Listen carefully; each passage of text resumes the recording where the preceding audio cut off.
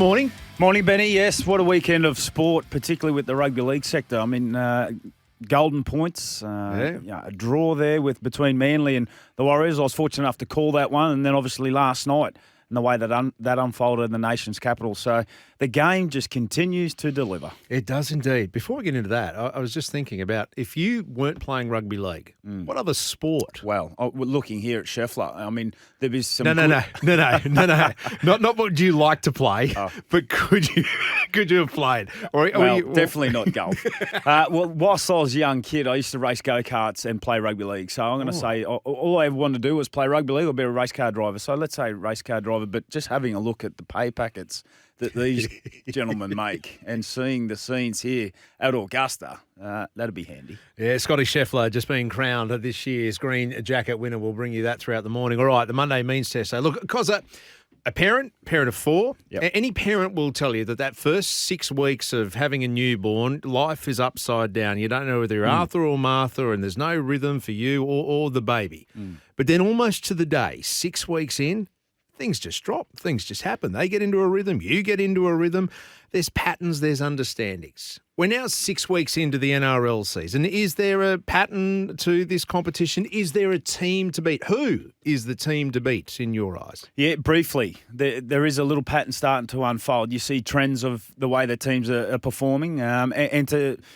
To answer your question straight up, who are the teams to beat? Well, straight away, you've got to go with the Sharks and the Storm. They're sitting equal at the top. Yes, they've had a bye, but they do look in good form. Particularly the Sharks and the Storm have found ways to win in all different areas. And then off the back of that, the Raiders. Well, I was critical of the Raiders before a ball had been kicked. I will stand by that over the course of the season. They have done a terrific job thus far. But then you look at the Panthers. I mean, the Panthers and the Warriors in particular have played a really good style of football. The Panthers their system just works. It just does, albeit down some star troops. The Warriors over there in New Zealand, they're the real deal. They are the real deal this year. They have key players, experienced players, X-factor players in all the right positions. They have great depth in all the right positions. Defensively, their system works. They are a real smoky at the moment for this competition. I firmly believe that based on the evidence that I've seen, not only this year, but also last year. Finished fourth last year, third best defensive side, which wins competitions, and they have picked up where they left this year. With the inclusion of RTS, who's been terrific, capable, who's been solid out on that right edge, brings an enormous amount of experience. So, the Broncos, they're thereabouts. I think it's fair to say that if you ask Kevy and the Bronco boys, they're not where they want to be right now. They'll improve. They'll get some troops back. They'll make a bit of a move. But at the minute, they're 3-3. So plenty of work to be done. Manly, well, there's probably a fair argument to suggest that if Manly can hold their group together for the entirety of the season, well, they can make a real push because they have shown that they can mix it with the best and beat the best, however, have been beaten by some of the lesser sides. So consistency is now the key for a lot of sides.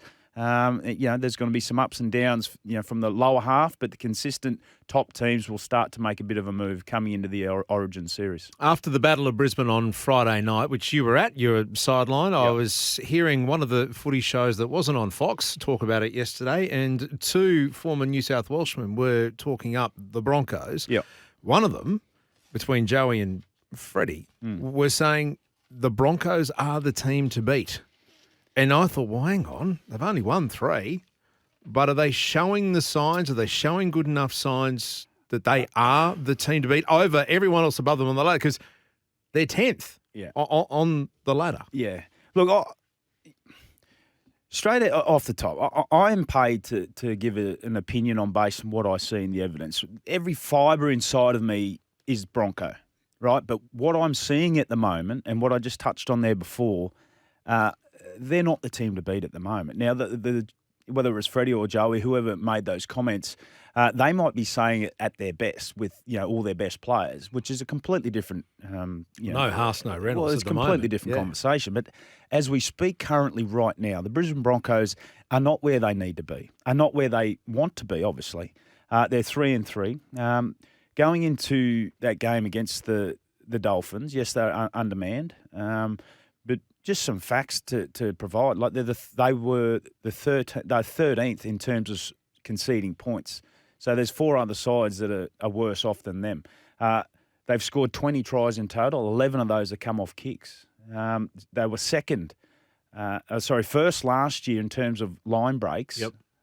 Well, they're second last at the moment. So they're not the team they were. However, they're 3-3. They've got an opportunity with some troops to come back that they can make a move, absolutely. But to answer your question right now, they're not in that conversation as we speak, just based on the evidence. They've played some tough teams. They've had some adversity, absolutely. I acknowledge that. And they've got some work to do. And, Kevy's also alluded to that also. So I'm not, bashing the Broncos, absolutely not. Every fibre of me is Bronco, but I think there's some teams out there at the moment that are travelling a little bit better. Before we pick apart the Battle of Brisbane, you just said coming into it, there were 4 teams, only 4 teams worse than them. Only 3 teams worse than them because they were 4th last night. I'm looking at the for and against now on the ladder, and they've only improved that by 1 spot. So defensively, there are deficiencies there, and they're only a try away from the Eels. As far as being still on that the 14th ranked team. Yeah, the thing about Brisbane is they are an amazing athletic football side in regards to scoring points, and they back their ability. But when it comes to the big, the big games, and you come to playing some of the big teams, defence is what wins, and they absolutely know that. They absolutely know that, and they're working extremely hard in trying to turn that around. But yeah, what you said is spot on. And the Broncos at the moment, their differential is plus, what do we got there? Well, yeah, they're the 14th in regards to in that area. So it's a long race, Benny. It is absolutely a long race, and they've got some troops come back, but so do a lot of other sides. So I think we're starting to see, I guess, the exclusion of not having those 4 players that, Farnworth, Flegler, Palacia, that capable that weren't there. And they've had some disruptions, absolutely they have. But they're 3-3, so, that's absolutely a pass mark. Yeah. All right, Battle of Brisbane, you were sidelined Friday night. The Broncos 28 over the Dolphins 14. It was tight at half-time, 6-4. It was the first half. It didn't really scale many great heights, did it, Corey? Well, the game in general. I mean, we talked the game up all week, and whilst there's, some stars missing. I mean, the game in general, the Broncos went on and had a comprehensive 28-14 win. It was 6-4 at half time, but when Hammer went with that hamstring, well, it just sort of stifled their attack, didn't it, really, because he provides so much at the back for what they do. 33 errors in total. 33 for the game. 17 from Brisbane, 16 from the Dolphins. So it was a very stop-start. No team could really find some fluid sort of cohesion with their attack. As I said, the Broncos went on and win, and they did it off the back of some individual stars. I just want to make mention, round 1, I was surprised Xavier Wilson wasn't part of that side over there in Vegas, and I stand by that. He has been a revelation. He is going to be a superstar for the Broncos. Such a young kid, such a big body, provides so much. 16 runs, 130-odd run metres, a try on the weekend. He continues to grow. But where I want to go here, Pat Carrigan. Now, when Payne Haas, went down with that injury, and Adam Reynolds is not there, Pat Carrigan has made a real personal effort to not only lead this team with his efforts on the field, but some of his leadership that have maybe goes unnoticed from individuals. But I watched Pat very closely the other night, and there was a couple of moments to me that really sort of stood out. When Xavier Willison scored, he got caught up in the emotion, as you do, young kid, and he started to sort of rip and tear and grab his jersey and really sort of. And Paddy went straight up to him, right in his face. He just put his hand on his chest nicely and said, "Yeah, well done, mate, but let's just rein it in here a little bit," because at that point it was still quite tight. Yeah. Go to the other end of the field. The Broncos had scored. I think Cody Nikorima slipped off a tackle, got a whack. Pat Carrigan, whilst his team was celebrating, went over to Cody Nikorima, checked to see if he was okay. His leadership has been top shelf, unbelievably well.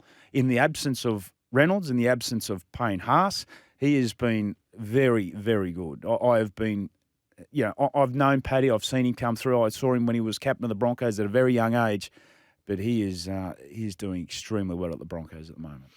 All right. Is he Well, I think it's taken for granted he will be the next Oh, Broncos absolutely, captain. hands down, without a doubt. What about higher honours? What about Queensland captain? Because you've got a few to pick from there, but I would not have a hesitation in the world to give Pat Carrigan the captaincy of any team moving forward, without a doubt. The way he carries himself, the way he's selfless with the team, the way he goes about his business, without a doubt. I think when you think captaincy, I think that would certainly fall. If he was to be captain of the Queensland, I don't think there'd be a person out there that would have any sort of reservations.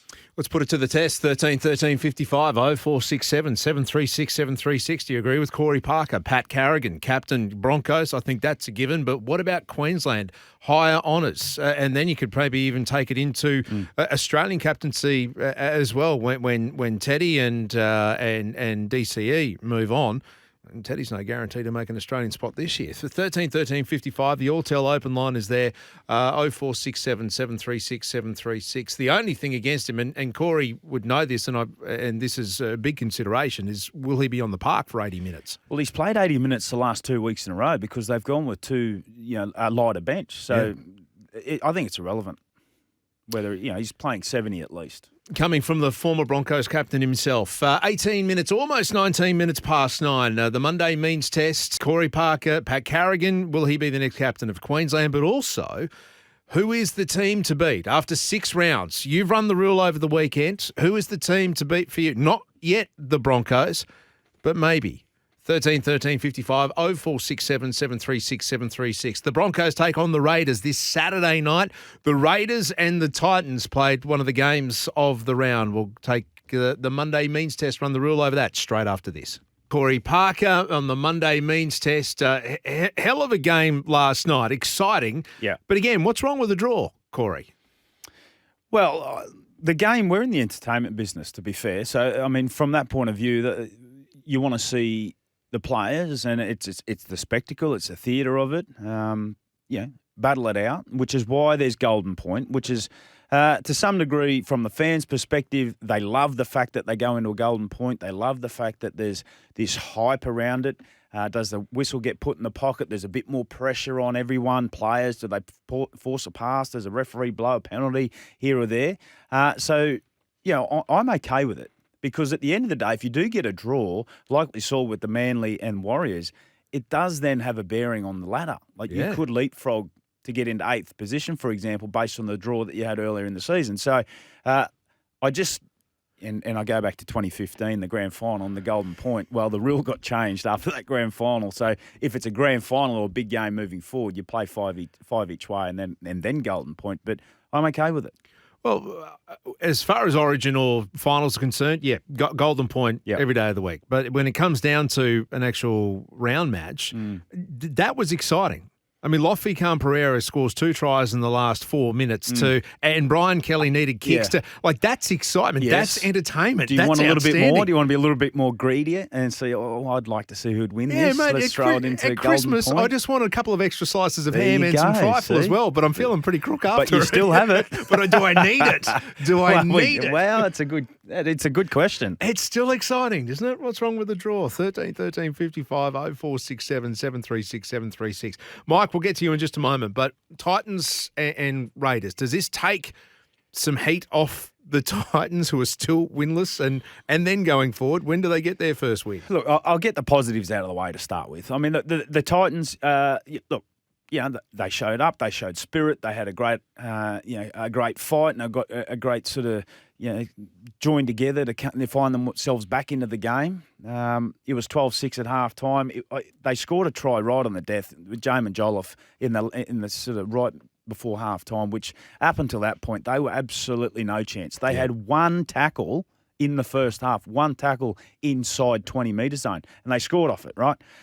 Second half, they found a way to get back into the game, which is exciting. I thought the fact that Brimson went into 6, 4 into 7, they were able to get their marquee players with their hands on the ball. They're most dangerous, and that's what it is.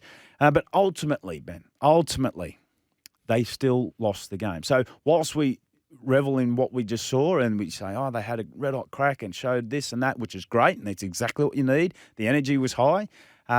It's still the same feeling. it's still the same feeling on the tongue at the end of the day. It's a bitter pill to swallow because they got so close. They worked so hard and they had their backs against the wall. Let's not, sugarcoat that. So 129 more tackles they made, the Titans, and they were camped on their line for a long period of time, just making tackle after tackle after tackle, and they showed great spirit. Do you look at 129 tackles extra and go, just hold on to the ball, blokes, like you guys? Well, they actually or do you flip it and go, they weathered that storm? They did weather the storm, but they backed. The umbrella still leaked a little bit, didn't it? And off the back of that, 54 tackles the Canberra Raiders had inside their 20 to 8 from the Titans. 8. So, yes, they did a terrific job defensively. I thought the Canberra Raiders played a real patient game of football. 6 repeat sets. They just continue to play patient. And I think, I side with the comments from Ricky afterward. Last year or the 18 months, they would have lost that game, the Raiders, but they continue to play patient. The one thing that the Titans can build on and go, well, if that's the standard, we need to repeat it. And they'll need to repeat it quickly because, as you just touched on, when will they win their first game?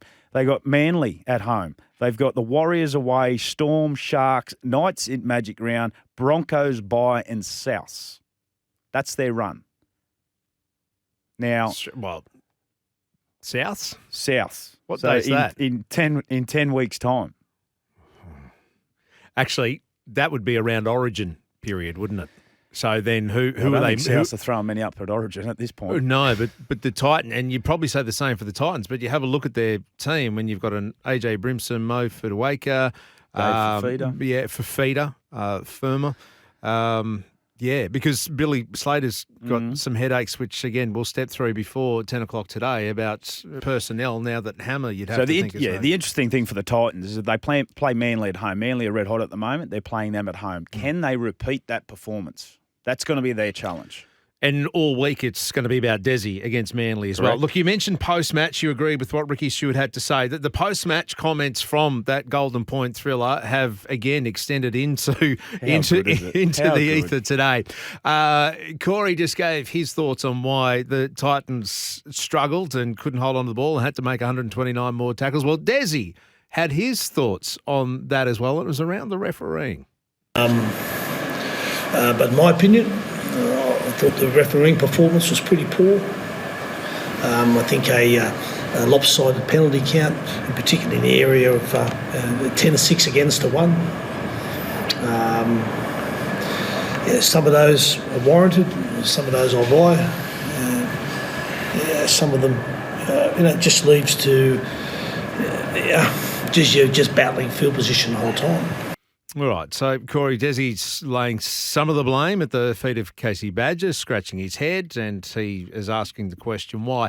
When that was then put to Ricky Stewart in the media conference following that, Ricky had just laid praise on Desi and his coaching staff for actually looking at the way that the Raiders did things and nullifying them. And then it was put to Ricky that Desi seemed to have an issue with the refereeing. This was Ricky's response.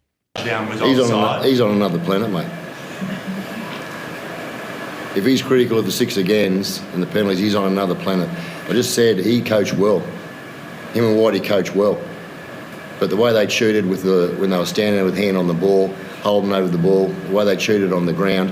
If we want to go back to last year or the years we've had, no worries. We'll start wrestling and we'll start cheating up high too. The game's been going real good without that type of wrestle and ruck. I feel sorry for Casey. The way they were in her face all night, I feel sorry for Casey out there tonight. Well, there we go. So all of a sudden he's gone from praise to the cheats. Well, I got to sort of pull Desi up there for a moment. I mean, the penalty count was 5-3, so it wasn't completely lopsided, but the 6 agains was 8-1. Now, and that's what he was. Well, you earn a 6 again based on the momentum that you've had, based on the ruck speed that you've got. And I thought at different stages, Canberra well and truly got that. So, but honestly, how good is it to hear a couple of coaches going at it? You're on another planet. That's brilliant. And it's fair to say the mad scientist at different stages, he is well and truly around some other planets. Titans fans, rugby league fans, when will the Titans get their first win of the year? You're looking forward to the draw. You just heard what Corey spelt out. June 8th is when they play Souths. Before that, it's the bye. Can they knock off the Broncos? Can they knock off the Knights? Storm? Manly? 13 55. The Alltel open line is there for you. 0467 736 736. Before we get to the news, I'm just going to throw this one out there. We'll answer it after it. Harry from Helensvale has said, Ben, why is Teddy struggling to make the Blues team? In outstanding form before he was concussed. We'll deal with that straight after Vanessa's news hit. 25 minutes away from 10. Just from that text from Harry, why is Teddy going to struggle to make the Blues team? I think he'll make it because he's the captain, so that automatically gives you some sort of currency. Well, but Dylan Edwards, that's the reason why he's struggling, among others, but Dylan Edwards. That's your thought process, that you think he'll make it because he's the captain. But there's a new coach on board now, and he's got a whole heap of new fresh ideas and a whole heap of new players that he's been looking to get into that system. Now, when was the last time the Australian captain wasn't picked? I mean, he's not only New South At Wales some point, captain, his run's going to come to an end. Yeah. And is this the time? Is this the time? Because Teddy, you love everything about Teddy because in Origin games you need energy and effort, and he epitomises that. But at different stages, there's a conversation to be had that does James Tedesco stifle or the attack, from when he gets his hands on? He's not a natural ball player, Teddy. So do you look to go somewhere different? Do you go a Turbo out the back?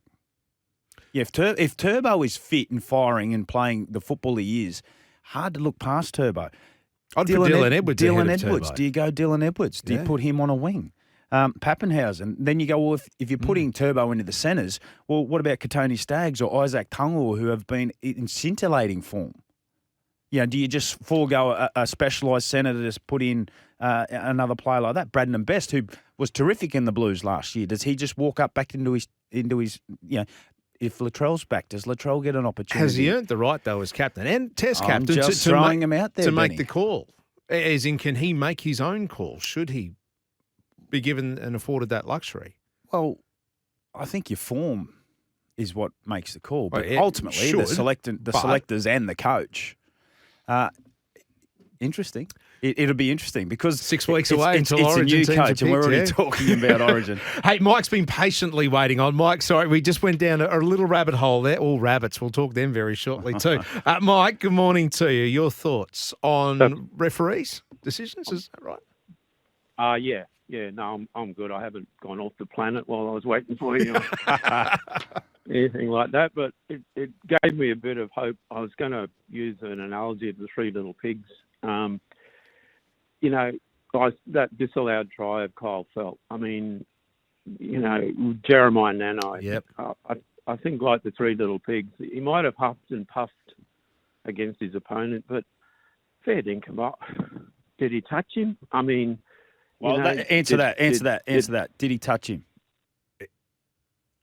Well, I don't know, but and this is coming from a Cowboy supporter, Mike. Answer that question. Did he make contact? Yeah, because that's ultimately he did. I'm with you. Look, it's the discretion at times from the referees, but if Jeremiah Nane is going to run an outside shoulder and make contact, the players are too smart. The players are too smart. They'll make contact, they'll fall over, and they'll just put their arms up, and the referees are given no other opportunity. I don't disagree with you from time to time. It's frustrating, but that is the rule. Okay.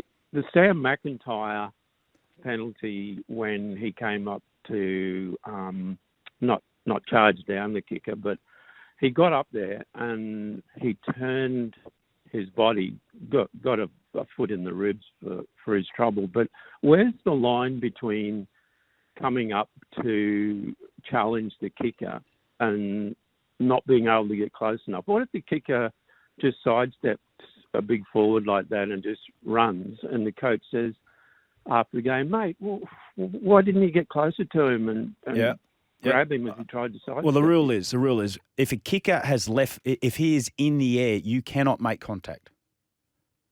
They are trying to protect the kickers because there was an edict saying, well, the halfbacks are getting jammed by, kick pressures. We need to protect them. How do we do that? Now, if McIntyre wanted to really get stuck into the kicker, he can get there earlier whilst he's still in the motion and tackle him to the ground. Can't push him, can't shoulder charge him. can't attack the legs. I know there's a few rules to unfold there, but that's it. And the players, they know the rules. They understand the rules. And the kickers also understand the rules. You'll see some kickers, Jerome Hughes, for example, when he puts a bomb up, he really gets high in the air when he kicks it. So if you make contact with that, they fall. They know what to do. You're in strife. Mike, thank you for the call. Thanks for being part of the show. A Cowboys supporter, and we know that. And you could sense that. And the Cowboys are still the highest-ranked Queensland team. They're sitting just inside the top 4 wins. Their differential is 28 plus. That's what puts them ahead of the Dolphins by 3 points on for and against. It was a 27-20 loss to Parramatta on the weekend. Again, that game was in the balance until the last couple of moments.